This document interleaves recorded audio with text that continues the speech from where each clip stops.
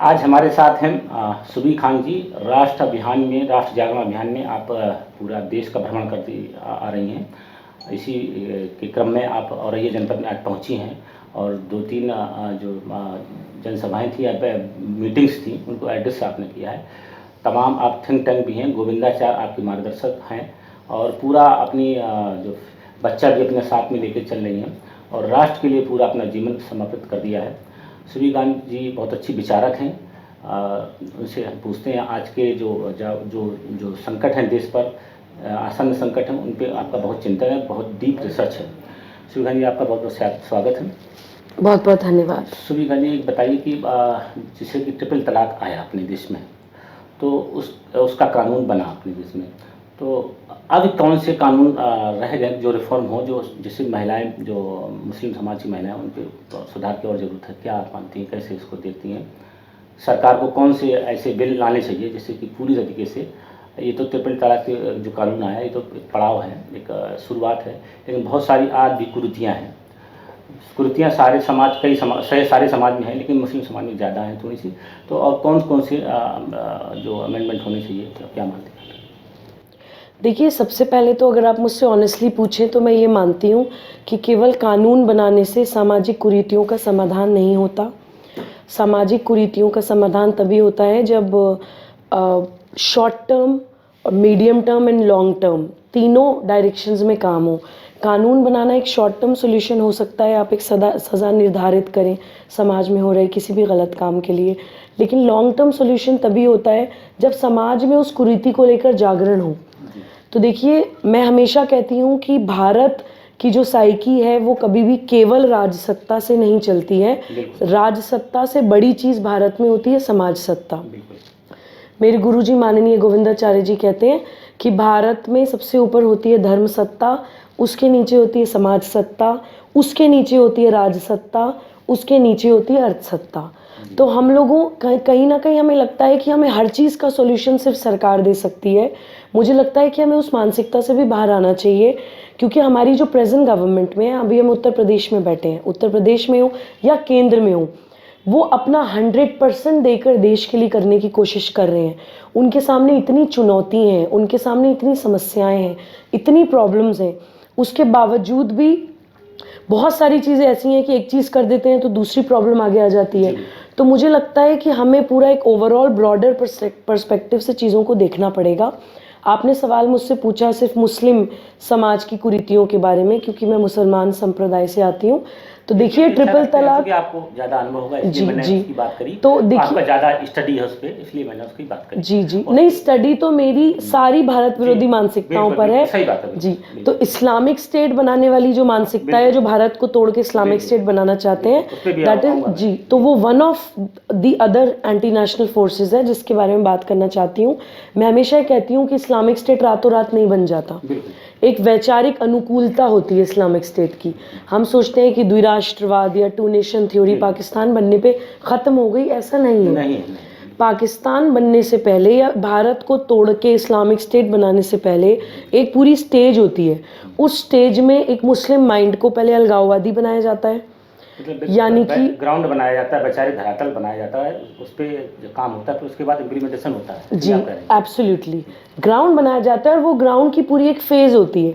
सबसे पहले माइंड को अलगाववादी बनाया जाता है, यानी सारी दुनिया जो करेगी वो आप नहीं करेंगी, आपकी सारी प्रैक्टिसेस दुनिया से अलग होंगी।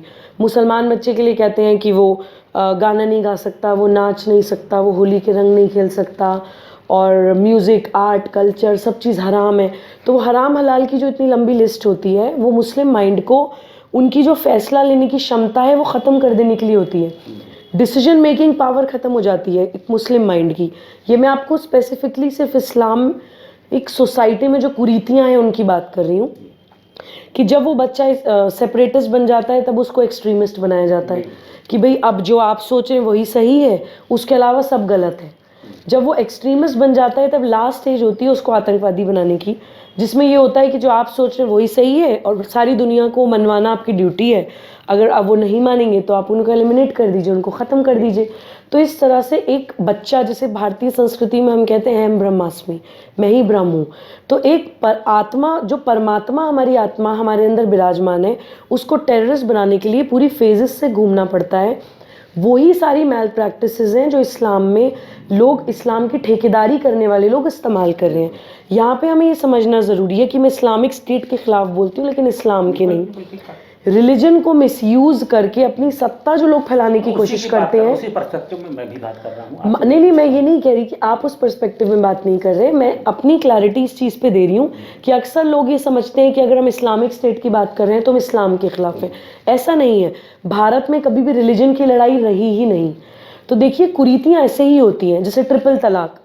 आपने सवाल पूछा था क्या कानून आना चाहिए। देखिए, ट्रिपल तलाक पे जब कानून बना, ठीक है, मैंने उसका सम्मान किया, मैं डिबेट्स पर भी बैठी, उसमें डेफिनेटली फ़र्क भी पड़ा। बहुत सारी मुसलमान महिलाएं आगे आई, उन्होंने आके FIR करवानी भी स्टार्ट करी, लोगों को सज़ा भी होनी स्टार्ट हुई।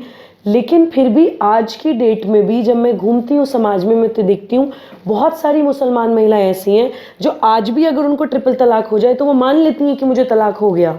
इस लेवल पे तो जागरूकता की जरूरत है, लेकिन एग्जैक्टली कानून का भी अपना महत्व होता है।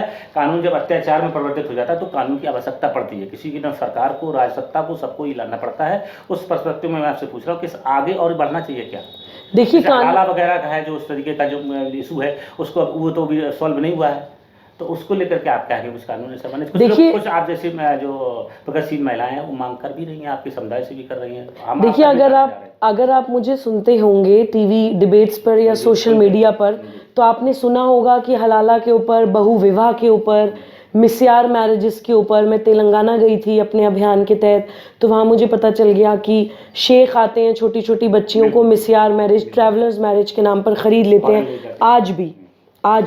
तो देखिए, ऐसी बहुत सारी चीज़ें हैं जिनके ऊपर कानून बनना चाहिए। लेकिन मैं फिर कहूँगी कि कानून बनने से समाधान नहीं होता।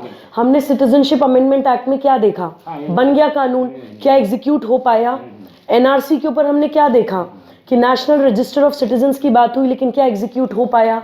तो देखिए, सिर्फ अपनी सारी जिम्मेदारी सरकार पे थोप देने से समस्याओं का समाधान नहीं होगा। सरकार काम कर रही है दिन रात। मैं उत्तर प्रदेश की बेटी हूँ, हमारे चीफ मिनिस्टर 18 घंटे काम करते हैं, हमारे माननीय प्रधानमंत्री जी 18 19 घंटे काम करते हैं, और हम लोग सिर्फ एयर कंडीशन कमरे में बैठकर सिर्फ ये सोचें कि सरकार को क्या करना चाहिए, उससे सोल्यूशन नहीं होने वाला। इसलिए मैं बार बार रिपीट करती हूँ कि सरकार अपनी जिम्मेदारी निभा रही है। सरकार के साथ साथ समाज में जागरूकता की बहुत आवश्यकता है।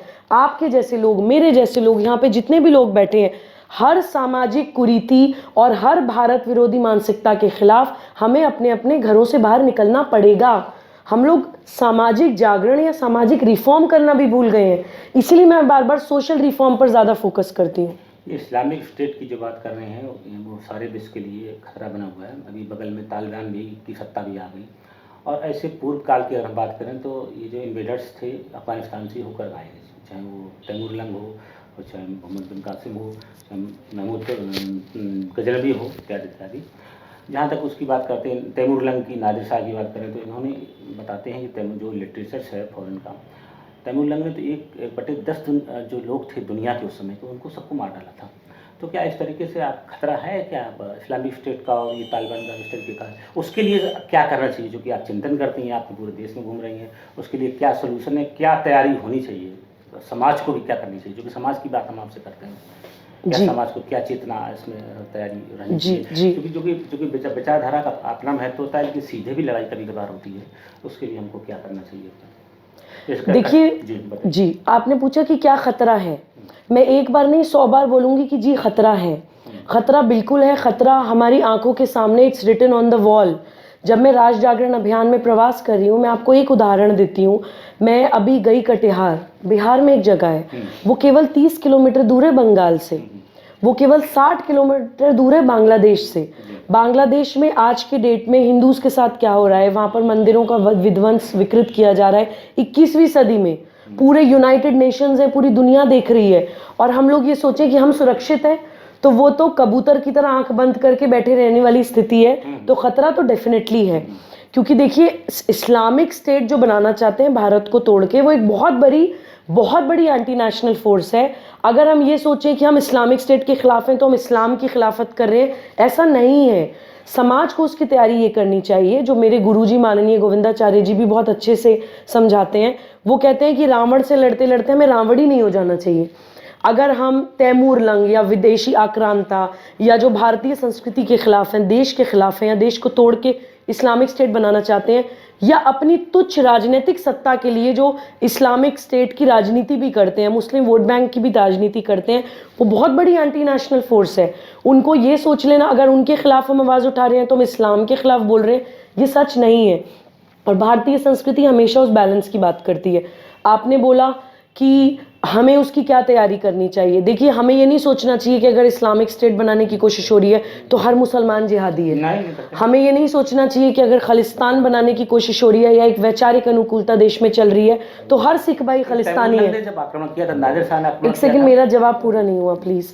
तो मैं ये बोलती हूँ कि समाज की तैयारी ये होनी चाहिए कि धर्मबोध और शौर्यबोध दोनों होने चाहिए। मेरे राष्ट्र जागरण अभियान का जो प्राण वाक्य है वो भी पंडित दीनदयाल उपाध्याय जी की एक लाइन है कि एकात्मता का एहसास और आक्रमण का प्रतिकार। हम लोग एक हैं, ये हमें नहीं भूलना चाहिए। लेकिन जो एंटी नेशनल फोर्सेस हैं वो एक बहुत बड़ी थ्रेट है, उसका हमें प्रतिकार अवश्य करना चाहिए। कटिहार का उदाहरण मैंने आपको इसलिए दिया कि कटिहार में एक पूरी बेल्ट है जिसकी मैं पर्सनली वीडियो बनाकर लाई हूँ, जहाँ पर घुसपैठिए पूरा प्लानिंग के तहत बसाए गए हैं। ठीक है। और जितने भी जगहें राष्ट्रीय सुरक्षा के लिए इंपॉर्टेंट हैं, उत्तर प्रदेश में मैं काम करती हूँ, वहाँ पे बलरामपुर में मैं काम कर रही हूँ। बलरामपुर में बॉर्डर इन्फिल्ट्रेशन हो रहा है। हम लोग ये सोचते हैं कि अकेले योगी जी हमें 23 करोड़ लोगों को बचा लेंगे।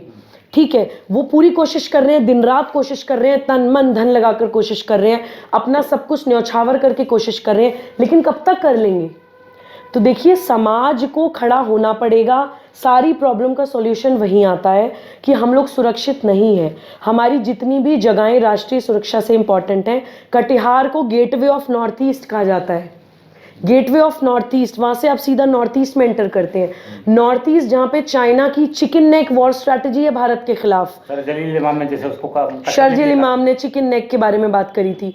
तो देखिए, इन विधर्मियों को सब पता है, ये पूरी प्लानिंग से काम कर रहे हैं और ये चीज़ हम लोग समझते नहीं है। इस पर कई बार दुख होता है। मेरे राष्ट्र जागरण अभियान के कार्यक्रम में वहाँ पे सेंट्रल आईबी के भी कुछ अधिकारी थे, उनके साथ बैठकर मेरी डिटेल्ड चर्चा हुई है कि जितनी भी जगहें राष्ट्रीय सुरक्षा की दृष्टि से इंपॉर्टेंट हैं, वहाँ पर उनकी एंट्री और एग्जिट पे घुसपैठिए बैठा दिए गए हैं। इसी कारण देश में एनआरसी ज़रूरी है। इसी कारण मैं घर से निकल के सीएनआरसी पर जागरण कर रही थी कि नेशनल रजिस्टर ऑफ सिटीजन्स देश में ज़रूरी है। हमारे आसपास गलियों में, मोहल्लों में, चौराहों में जितने लोग घूम रहे हैं, एटलीस्ट हमें पता होना चाहिए कि वो भारत के नागरिक हैं भी कि नहीं है। तो देखिए, यहाँ पे मैं एक बात फिर वही भारतीय संस्कृति के बैलेंस की बात करूंगी कि मैं घुसपैठियों के खिलाफ बोल रही हूँ, मैं इम्पोस्टर्स के खिलाफ बोल रही हूँ, जो भारतीय सुरक्षा को खतरे में डालने के लिए राष्ट्रीय सुरक्षा से इंपॉर्टेंट दृष्टि वाली जगहों पर एंट्री एग्जिट पे बिठाए गए हैं, उनके खिलाफ बोल रही हूँ। मैं शरणार्थियों के खिलाफ नहीं बोल रही हूँ। ये बैलेंस हमें ज़रूर समझना पड़ेगा कि घुसपैठियों में और शरणार्थियों में डिफरेंस होता है। तो डेफिनेटली खतरा है और उस खतरे को हम लोगों को प्रॉपर संवाद करके, प्रॉपर अध्ययन करके समझने की ज़रूरत है, क्योंकि देश बहुत सारी चुनौतियों से जूझ रहा है और हर नागरिक की जिम्मेदारी है, समाज की भी जिम्मेदारी है, सरकार की भी जिम्मेदारी है।